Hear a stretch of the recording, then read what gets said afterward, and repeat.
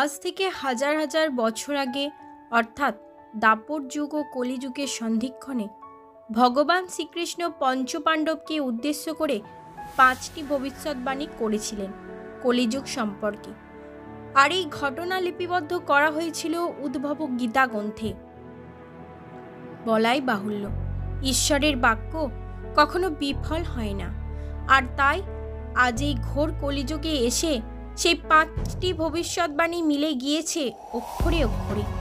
আপনাদের জন্য আজ তুলে ধরা হলো পঞ্চপাণ্ডব ও ভগবান শ্রীকৃষ্ণের মধ্যে সেই ঘটনা, যার মাধ্যমে কলিযুগ সম্পর্কে 5টি ভবিষ্যৎবাণী করেছিলেন ভগবান স্বয়ং শ্রীকৃষ্ণ। সময়টা দাপর যুগের শেষ ভাগের। কুরুক্ষেত্রের যুদ্ধ অতিক্রান্ত হয়েছে বহু বছর। হস্তিনাপুরে পঞ্চপাণ্ডব মিলে রাজত্ব করছেন বহুকাল। আর অন্যদিকে দরজায় কড়া নাড়ছে ভয়ঙ্কর কলিযুগ। এমনই এক সময় পঞ্চপাণ্ডব একদিন ভগবান শ্রীকৃষ্ণকে প্রশ্ন করেছিলেন, হে মাধব, আমরা শুনতে পেয়েছি কলিযুগ আগত প্রায়, কিন্তু কলিযুগের বৈশিষ্ট্য সম্পর্কে আমরা খুব ভালোভাবে অবগত নই। আপনি দয়া করে আমাদেরকে কলিযুগ সম্পর্কে ধারণা প্রদান করুন। পাণ্ডবদের অনুরোধ সত্ত্বেও ভগবান শ্রীকৃষ্ণ সরাসরি তাদের প্রশ্নের উত্তর প্রদান করলেন না, বরং তিনি বললেন, হে পাণ্ডুপুত্রগণ, এখন আমি এখান থেকে 5 দিকে 5টি তীর নিক্ষেপ করব। আর আপনাদের কাজ হবে সেই 5টি তীর কুড়িয়ে নিয়ে আবার আমার কাছে ফিরিয়ে আনা। তবে তীর কুড়িয়ে আনার সময় আপনারা চারপাশে কি ঘটছে তা অবলোকন করতে ভুলবেন না যেন। এই 5টি তীর ফিরিয়ে আনার পর আমি আপনাদের প্রশ্নের উত্তর দেব।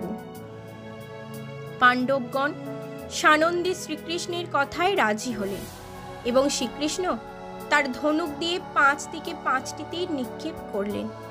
আর এর সাথে সাথে পাণ্ডবগণ বেরিয়ে পড়লেন তীরগুলোকে কুড়িয়ে ফিরিয়ে আনার জন্য। অল্প কিছুক্ষণের মধ্যে পঞ্চপাণ্ডবের প্রত্যেকেই একটি করে তীর হাতে নিয়ে ফিরে এলেন শ্রীকৃষ্ণের দরবারে। উৎসুক পাণ্ডবদের প্রশ্নের উত্তর দিতে ভগবান শ্রীকৃষ্ণ এবার জ্যেষ্ঠ পাণ্ডব যুধিষ্ঠিরকে প্রশ্ন করলেন, বলুন ভ্রাতা যুধিষ্ঠির, আমার নিক্ষেপিত তীরখানি কুড়িয়ে আনতে গিয়ে আপনি কি কি দেখতে পেলেন? যুধিষ্ঠির উত্তর দিলেন, হে গোবিন্দ, আমি তীর খুঁজতে গিয়ে এক অতিশয় সুন্দর হাতিকে দর্শন করেছি। হাতিটি জলাশয়ে দাঁড়িয়ে জলকেলি করছিল, কিন্তু আশ্চর্যের ব্যাপার হচ্ছে হাতিটির সুর ছিল 2টো। এই ঘটনার সাথে কলিযুগের কি সম্পর্ক প্রভু? মৃদু হেসে ভগবান শ্রীকৃষ্ণ জবাব দিলেন, হে ধর্মরাজ যুধিষ্ঠির, আপনি যে 2 সুরবিশিষ্ট হস্তিটিকে দর্শন করেছেন তা কলিযুগের মানুষের দ্বিরাচিত প্রতীক। কলিযুগের বেশিরভাগ মানুষই হবে মিথ্যেবাদী এবং স্বার্থপর। তারা মুখে এক কথা বললেও কর্মক্ষেত্রে সম্পূর্ণ ভিন্ন থাকবে, অর্থাৎ কথা, প্রতিশ্রুতি এবং কাজের মধ্যে তাদের কোনো মিল থাকবে না। শ্রীকৃষ্ণের কথা শেষ হওয়ার মধ্যে মধ্যম পাণ্ডব ভীম বললেন, হে দেবকীনন্দন, আমি যখন আপনার নিক্ষেপিত তীরটি ফিরিয়ে আনার জন্য জঙ্গলে প্রবেশ করেছি, তখন আমি এক অতি মনোরম গাভী ও তার বাছুরকে দর্শন করেছি। আমি দেখেছি বাছুরটি পরম তৃপ্তি সহকারে গাভীটির স্তন থেকে মাতৃদুগ্ধ পান করছে, অর্থাৎ গাভীটিও পরম মমতায় তার বাছুরটির শরীর অর্থাৎ চেটে দিচ্ছে। কিন্তু দুঃখের বিষয়, মা গাভীটি এত তীব্রভাবে বাছুরের শরীর লেহন করছে যে তাতে বাছুরটির শরীরের চামড়াও ছুলে যাচ্ছে এবং সেখান থেকে রক্তক্ষরণ হচ্ছে। এখন আপনিই বলুন, কেশব, গোমাতা ও বাছুরের এই কাহিনীর সাথে কলিযুগের কি সম্পর্ক? অর্থাৎ শ্রীকৃষ্ণ আবারও তার সেই ভুবন ভোলানো মৃদু হাসি হেসে বললেন, ভ্রাতা ভীম, আপনি যে গাভীটিকে দর্শন করেছেন সেটি কলিযুগের মাতা পিতাদের একটি প্রতীকী রূপ। এ যুগে পিতামাতা তাদের সন্তানদের প্রতি অন্ধভাবে আসক্ত হয়ে পড়বে এবং তাদের এই অন্ধ স্নেহ ও তাদের অতিরিক্ত ভালোবাসায় তাদের সন্তানদের ক্ষতির কারণ হয়ে উঠবে। এর ফলে সন্তানরা হয়ে উঠবে বিচার বুদ্ধিহীন ও পরনির্ভরশীল। এবং এক সময় তারা অসৎ পথে গমন করতেও পিছপা হবে না। মোট কথা, পিতামাতার এই অন্ধ স্নেহই আগামীতে সন্তানের স্বাভাবিক ও সুস্থ জীবনযাপনে বড় বাধা হয়ে দাঁড়াবে। অন্যদিকে মা গাভীটি যেভাবে তার বাছুরটির ওপর অতি স্নেহে আসক্ত, তেমনি কলিযুগের পিতামাতাদের তাদের সন্তানদের প্রতি আসক্তি এতটাই বেড়ে যাবে যে পিতামাতা তাদের জীবনের অন্য সব সম্পর্কের প্রতি অন্ধ হয়ে যাবেন। ভীমের প্রশ্নের উত্তর দেওয়ার পর ভগবান শ্রীকৃষ্ণ এবার জিজ্ঞাসু দৃষ্টিতে তাকালেন অর্জুনের দিকে। হে অর্জুন, আপনার নিক্ষেপিত তীর কুড়িয়ে আনতে গিয়ে আমিও এক অদ্ভুত ঘটনার সাক্ষী হয়েছি। তীর অন্বেষণ করতে করতে আমি নদীর তীর ধরে সামনের দিকে এগিয়ে যাচ্ছিলাম। এমন সময় নদীতে ভাসমান একটি দুর্গন্ধযুক্ত মৃতদেহ আমার দৃষ্টিগোচর হয়। আমি দেখতে পাই সেই মৃতদেহের উপরে বসে একটি শকুন সেই মৃতদেহের পচা মাংস খুবলে খুবলে ভক্ষণ করছে। তবে অবাক করার মতন ব্যাপার হচ্ছে, সেই শকুনটির দুই ডানার উপরে স্পষ্ট অক্ষরে লেখা রয়েছে মহাপবিত্র বেদ মন্ত্র। পরবর্তীতে আমি আপনার নিক্ষেপিত তীরখানি কুড়িয়ে ফেরত এনেছি বই কি, তবে সেই বিভৎসতাকে ভুলতে পারছি না কিছুতেই। অর্জুনের মনের অবস্থা বুঝতে পারলেন ভগবান শ্রীকৃষ্ণ।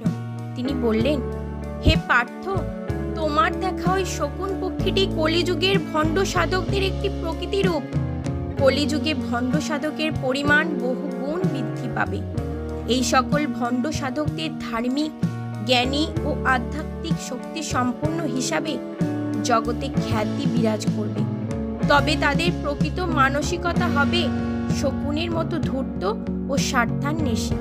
তারা বাইরে ধার্মিক বেশ ধারণ করবে আর ধর্মজ্ঞ হিসাবে নিজেকে প্রচার করবে এবং আধ্যাত্মিক শক্তি সম্পন্ন হিসাবে নিজেকে মানুষের কাছে তুলে ধরবে, কিন্তু আসলে তারা হবে শাস্ত্রজ্ঞানী অজ্ঞ। তারা ধর্মকে ব্যবহার করে নিজের জাগতিক স্বার্থ উদ্ধার করবে, আর অন্যদিকে তাদের অনুসারীদেরকে করবে ধর্মভ্রষ্ট। অর্জুনের প্রশ্নের উত্তর দেওয়ার পর চতুর্থ পাণ্ডব নকুল বললেন, হে যাদব শ্রেষ্ঠ, আপনার নিক্ষেপিত তীর অন্বেষণ করতে গিয়ে আমিও এক অদ্ভুত ঘটনা দর্শন করেছি। তীরের সন্ধানে আমি যখন পাহাড়ের পাদদেশ ধরে সামনের দিকে যাচ্ছিলাম, তখন আমি লক্ষ্য করলাম এক প্রকাণ্ড পাথরখণ্ড পাহাড়ের চূড়া থেকে তীব্র বেগে গদিয়ে সমতলের দিকে ধাবিত হচ্ছে। পাথরখণ্ডটি এতটাই ভারী ছিল যে পাহাড়ের উপরের মোটা গাছগুলোকেও সেটা আটকাতে পারছিল না। বড় বড় গাছে ধাক্কা খাওয়ার পরেও পাথরখণ্ডটির গতি কমছিল না। সব কিছুকে লণ্ডভণ্ড করে পাথরটি প্রচণ্ড গতিতে পাহাড়ের পাদদেশের দিকে এগিয়ে আসছিল। কিন্তু অবশেষে সামান্য একটি লতাগুল্ম জাতীয় উদ্ভিদের গায়ে এসে পাথরটি এমনভাবে আটকালো যে সেটির গতি সেখানেই নিঃশেষ হয়ে যায়। হে যদুকুল, আমার দেখা পাথরের এই ঘটনাটি কলিযুগের সাথে কিভাবে সম্পর্ক, তা আমাকে দয়া করে একটু বুঝিয়ে বলুন। উত্তরে ভগবান শ্রীকৃষ্ণ নকুলকে বললেন, হে নকুল, তোমার দেখা ওই পাথর কলিযুগের মানুষের পাপের প্রতীক। কলিযুগের মানুষের পাপের বোঝা ঠিক ওই রকম পাথরের মতোই ভারী হবে এবং সেই পাপের কারণে সমস্ত বিশ্বজগৎ লণ্ডভণ্ড হয়ে যাবে। তুমি পাথরটিকে যে বড় বড় গাছগুলোর সাথে ধাক্কা খেতে দেখেছ, সেই গাছগুলো হচ্ছে না মত ও পথ। কলিযুগের নানা পথ ও মত বিস্তার লাভ করবে বই কি, তবে সেগুলো মানুষের প্রকাণ্ড পাপের বোঝাকে প্রশমিত করতে পারবে না। তবে তুমি যে লতাগুল্ম জাতীয় উদ্ভিদে পাথরটিকে আটকে দেখেছ, সেটি হলো হরিনাম। অর্থাৎ কলিযুগের একমাত্র আমার শরণাপন্ন হলেই কেবল মানুষ তার পাপের বোঝা থেকে মুক্ত হতে পারবে। নকুলের প্রশ্নের উত্তর দিয়ে এবার ভগবান শ্রীকৃষ্ণ সহদেবকে প্রশ্ন করলেন, এবার তুমি বলো সহদেব, আমার নিক্ষেপিত তীর খুঁজতে গিয়ে তোমার কি অভিজ্ঞতা হলো? নকুল বললেন, হে ভগবান, আপনার ছোড়া তীর খুঁজতে খুঁজতে আমি এক গভীর জঙ্গলে প্রবেশ করেছিলাম। সেখানে আমি হঠাৎ তৃষ্ণার্ত বোধ করি এবং জলের উৎসের সন্ধান করতে থাকি। এক পর্যায়ে আমি দেখতে পেলাম জঙ্গলের গভীরে সারি সারি কুয়া। আমি একটি কুয়া থেকে নিজের তৃষ্ণা নিবারণ করলাম, কিন্তু পরক্ষণেই আমি খেয়াল করলাম সবগুলো কুয়া থেকে জলের ধারা উপচে পড়ছে, কিন্তু একটি কুয়া একেবারেই সূক্ষ্ম ও জলহীন। হে ভগবান, আমার এই অভিজ্ঞতার সাথে কলিযুগের বৈশিষ্ট্যের কি সম্পর্ক রয়েছে তা আমাকে দয়া করে জ্ঞাত করান প্রভু। শ্রী ভগবান বললেন, হে সহদেব, তোমার দেখা সেই কুয়োগুলো কলিযুগের মানুষের সামাজিক অবস্থান নির্দেশ করছে। কলিযুগে মানুষ ধনী ও দরিদ্ররা পাশাপাশি অবস্থান করবে বইকি, তবে তাদের মধ্যে পারস্পরিক কোনো সৌহার্দ্য থাকবে না। সমাজের কোনো দুর্বল বা দরিদ্র মানুষ কখনোই সবল বা ধনীদের কাছ থেকে কোনো প্রকার সাহায্যই পাবে না। ঠিক তেমন জলপূর্ণ কুয়োগুলোর জল উপচে পড়লেও সূক্ষ্ম কুয়োটি তাদের থেকে এক ফোঁটাও জলও পায়নি। ঠিক সমাজের উচ্চবিত্ত মানুষেরা তাদের অর্থের অপচয় করলেও অভাবী মানুষকে কখনোই সাহায্য করবে না, বরং সুযোগ পেলে তাদেরকে শোষণ করতেও ছাড়বে না। ভগবান শ্রীকৃষ্ণের কলিযুগ সম্পর্কে এই ছিল 5টি ভবিষ্যৎবাণী। আজ থেকে হাজার হাজার বছর আগে পরমেশ্বর ভগবান শ্রীকৃষ্ণ সেই ভবিষ্যৎবাণীগুলিকে আজকের দুনিয়ায় কতটুকু সত্য তা বিচারের ভার দিয়ে গিয়েছিলেন। তবে এগুলি ছাড়াও অর্জুনকে গীতজ্ঞান প্রদান করার জন্য কলিযুগ সম্পর্কে তিনি আরও বেশ কিছু ভবিষ্যৎবাণী করেছিলেন। শ্রী শ্রী গীতার শেষাংশে কলিযুগ সম্পর্কে ভগবান শ্রীকৃষ্ণের আরও কয়েকটি ভবিষ্যৎবাণী দেখতে পাওয়া যায়, আর সেগুলি হল ধর্ম, সততা, পরিচ্ছন্নতা, সহ্যশক্তি, ক্ষমাশীলতা, আয়ু, শারীরিক ক্ষমতা এবং স্মৃতিশক্তি সবই কলিযুগের সময়ের সঙ্গে সঙ্গে হ্রাস পাবে। কলিযুগের অর্থই মানুষের একমাত্র ক্ষমতা হিসাবে বিবেচিত হবে এবং আইন ও সুবিচার পাওয়ার সম্ভাবনা আর্থিক ক্ষমতার উপর নির্ভর করবে। মানুষের ধর্মকে ধারণ করার প্রবণতা চরমভাবে হ্রাস পাবে, বরং এর পরিবর্তে বাড়বে ধর্মের প্রতি বাহ্যিক আড়ম্বর। পৃথিবীর অধিকাংশই ব্যক্তি হবে দুর্নীতিগ্রস্ত এবং তারা ছলচাতুরির দ্বারা ক্ষমতা দেখিয়ে রাজনৈতিক প্রতিপত্তিও লাভ করবে। কলিযুগে নিজের বৃদ্ধ বাবা মার দায়িত্ব অস্বীকার করবে সন্তান এবং অনেক ক্ষেত্রে নিজের পিতামাতার পরিচয় দিতেও তারা কুণ্ঠাবোধ করবে। অতি সামান্য পরিমাণ অর্থ বা খুব নগণ্য ব্যাপারেও মানুষের প্রাণ নিতে দ্বিধাবোধ করবে না এই যুগে।